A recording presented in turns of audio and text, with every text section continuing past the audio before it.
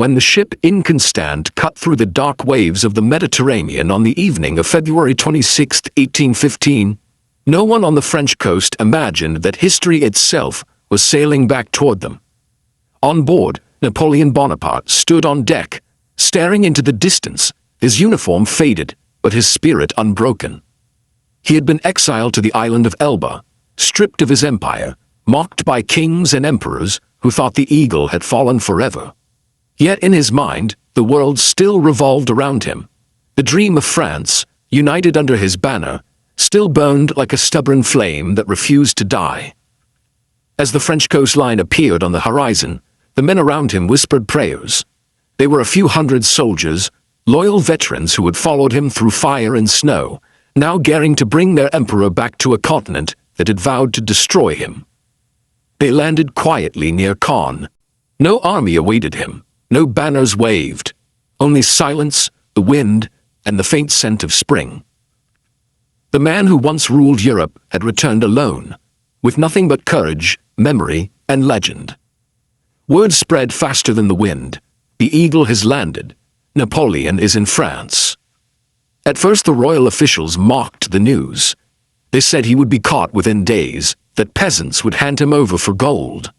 But when soldiers sent to arrest him stood face to face with the man they once called emperor, their muskets lowered. Napoleon stepped forward, unarmed, and said, "Soldiers, if there is among you one who wishes to kill his emperor, here I am." No one fired. Instead, voices rose. "Vive l'Empire!" And the army meant to stop him now marched with him toward Paris. Village after village, regiment after regiment, the tide swelled. It was not an invasion, it was a resurrection. The people remembered the glory, the victories, the pride of being part of something vast and unstoppable. To them, the king in Paris was a shadow, a ghost from the past. But Napoleon, he was fire and movement, the embodiment of France's restless soul. When he entered the capital on March 20th, 1815, Paris erupted. The streets overflowed with crowds, flags unfurled, and the cry of "Vive l'Empire" rolled through the night like thunder. Napoleon rode at their center, smiling but calm, knowing that this triumph was both magnificent and fragile, for Europe would not let him reign again. The kings had tasted peace, and they feared him more than war itself. In Vienna, diplomats from all nations had gathered to redraw Europe's map. When they heard he had escaped, panic swept the halls. Britain, Prussia, Austria, Russia, they declared him an outlaw. They vowed to raise their armies once more, to end him forever. Napoleon understood this before they even finished their speeches. He had 100 days, perhaps less, to save his dream. He worked without sleep. Paris buzzed with activity. Cannons were reforged, uniforms sewn anew, flags painted anew. He spoke not as a tyrant, but as a leader reborn. He told his ministers, "I have come not to bring war, but to bring greatness back to France." But deep down he knew peace would not come. The alliance of monarchs was already moving, and to survive, he had to strike first. By June he had assembled the Grande Armée once more, 125,000 men, not as large as before, but filled with faith. Old veterans marched beside young recruits who had never seen battle, yet daring to bring their emperor back to a continent that had vowed to destroy him. The campaign began like the flash of a sword. On June 15th, his troops crossed into Belgium, moving with the speed and precision that had once made him master of Europe. At Ligny, he crushed the Prussians under Blücher's command. The field was soaked in rain and blood, yet victory returned to his grasp for the first time in years. At the same time, Marshal Ney clashed with the British at Quatre Bras, holding them but failing to destroy them. Every hour mattered. Every decision was a gamble with fate. 2 days later, the morning of June 18, 1815, dawned gray and wet. The rain had poured through the night, turning the fields near a small village called Waterloo into mud. On a ridge ahead, the British army under the Duke of Wellington waited. 70,000 men, dug in behind hedges, walls, and farmhouses. Behind them, far to the east, the Prussian army was regrouping. Napoleon looked over the battlefield, and felt the weight of destiny pressing down once more. He said, "At last, we have them." But the rain had delayed everything. His artillery, the hammer of his army, could not move through the thick mud. Hours slipped by. When the guns finally opened fire, the ground swallowed the cannonballs, muffling their deadly roar. Still he attacked.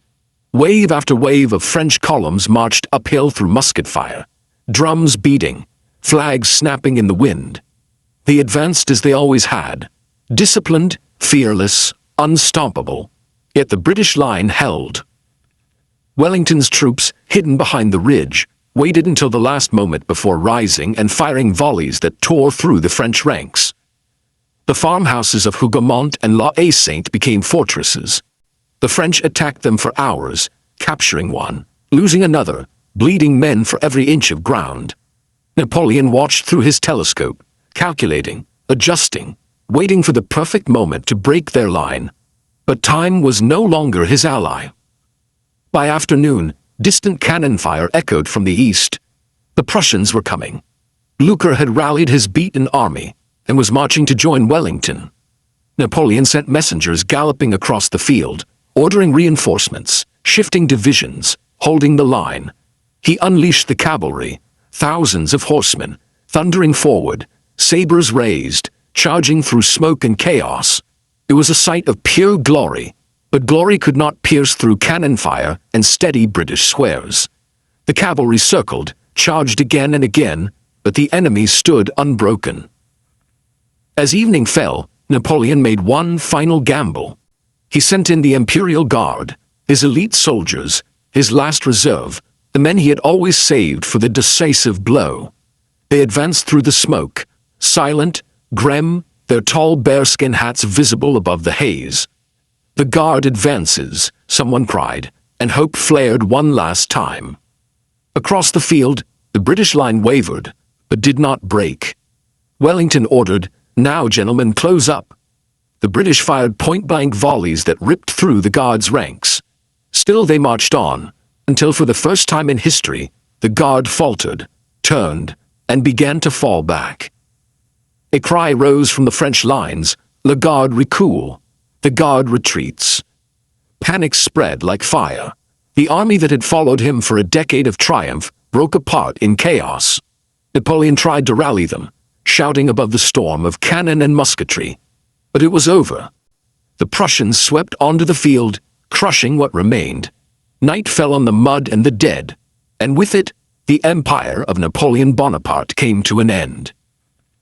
He rode away in silence, his face pale, his coat splattered with mud. Around him the remnants of his army limped through the darkness, their banners torn, their dreams shattered. In Paris, the news struck like lightning. Within days, Napoleon abdicated once more. The Chamber of Deputies refused to follow him. The ministers turned their backs, and the people, weary from years of war, remained silent. The eagle that had soared over Europe had finally fallen to earth. Soon he was a prisoner again, this time not on Elba, but on a remote island in the South Atlantic. There would be no escape, no army, no return. From the window of his lonely house on that wind-swept rock, he looked out over the endless sea and whispered to himself, "My glory is gone, but my name will live." He was right. Because the 100 Days were not just the story of a failed comeback.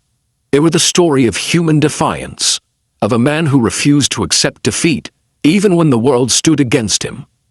In those brief 100 Days, Napoleon reminded Europe that one man's will can still shake empires, that faith can rise even from ashes, and that greatness, true greatness, is not measured by victory alone, but by the courage to stand once more when all hope is lost. And so, though the mud of Waterloo swallowed his empire, the legend of Napoleon did not sink with it. It marched on, through history, through memory, through every tale of ambition and destiny. The world moved on. Kings returned to their thrones. Maps were redrawn. But somewhere, in every heart that dreams of glory, the echo remains, Vive l'Empire!